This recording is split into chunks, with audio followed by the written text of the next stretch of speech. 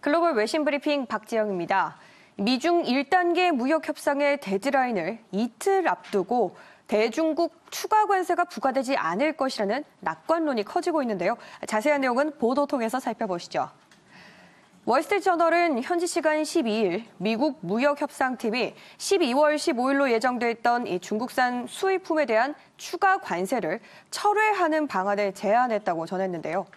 또 여기에 기존의 이 관세 장벽을 대폭 낮추는 방안 또한 거론되는 것으로 알려졌습니다. 월스트리트저널은 미국이 기존 관세도 절반 수준으로 떨어뜨리는 방안을 제시했다면서 이 중국산 수입품 3,600억 달러에 해당하는 규모라고 설명했는데요. 미국은 관세 장벽을 완화하는 조건으로 중국의 미국산 농산물 구매 확대와 또 지식재산권 보호 강화 등을 요구한 것으로 알려졌습니다. 하지만 이와 동시에 만약에 중국이 합의 내용을 이행하지 않는다면 관세를 원상으로 복구하는 이른바 스냅백 조항을 반영하겠다는 게 미국 측의 입장이라고 월스트리트저널은 보도했는데요.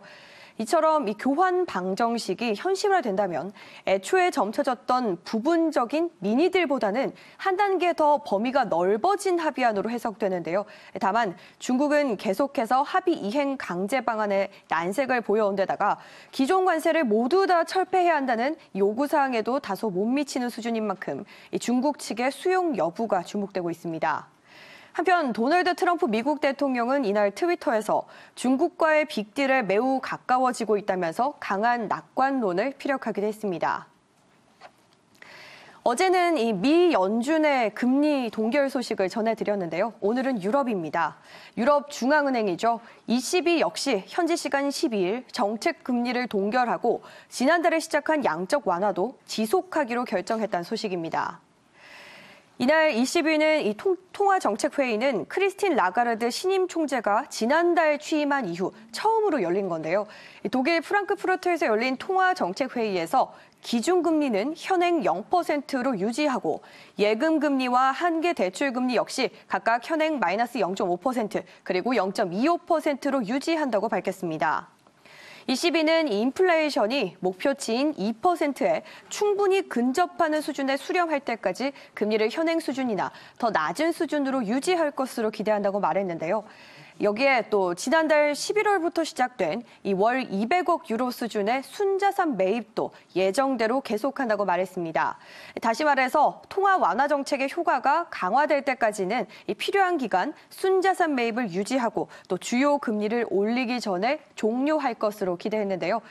또 이와 더불어서 이 주요 금리를 인상하기 전까지 자사 매입 프로그램을 통해서 상환되는 모든 자금을 상당 기간 재투자하겠다는 입장도 유지했습니다.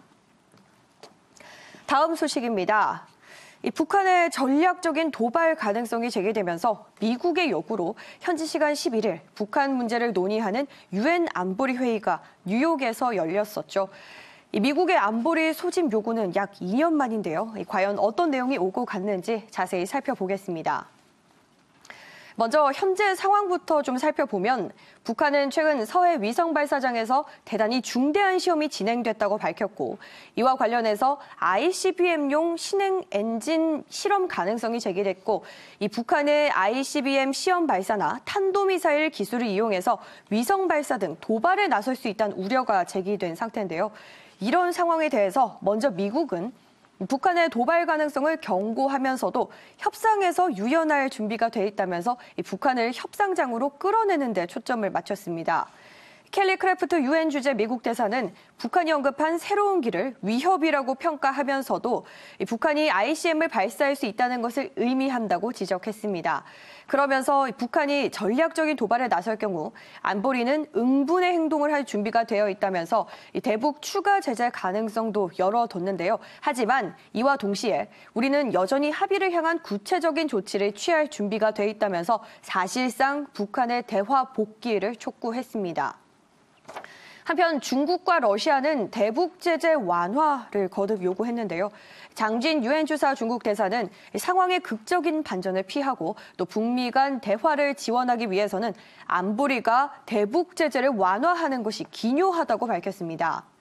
이 대북 제재는 그 자체로서 목적이 아니라 목적을 이루는 수단일 뿐이라면서 지금의 한반도 이슈의 정치적인 해법을 찾는 게 매우 긴급한 상황이라고 말했는데요.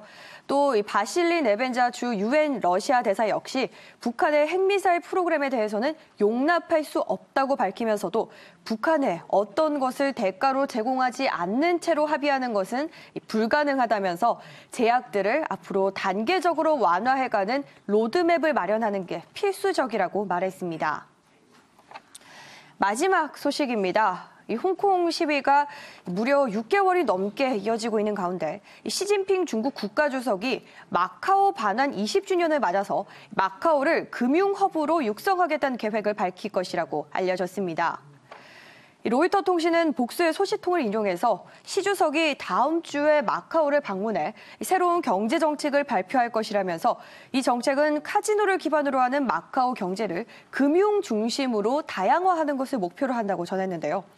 마카오 고위 당국자들은 이번 정책이 마카오와 인접한 홍콩에서 벌어지고 있는 반정부 시위에 휩쓸리지 않는 보상으로 보고 있다고 보도했습니다. 이 새 정책에는 역외 증권시장 설립과 또 위안화 거래센터 설립 가속화 등이 포함될 것으로 관측되고 있는데요. 앞서서 마카오 정부는 최근 마카오에 증권거래소를 열겠다고 중앙정부에 건의한 것으로 알려졌는데요. 만약에 실제로 마카오에 증권시장이 열린다면 금융허브로서의 홍콩의 위상에도 큰 영향을 미칠 것으로 전망되고 있습니다. 글로벌 외신 브리핑 오늘 준비한 순서는 여기까지입니다. 저는 다음 이 시간에 다시 찾아뵙겠습니다.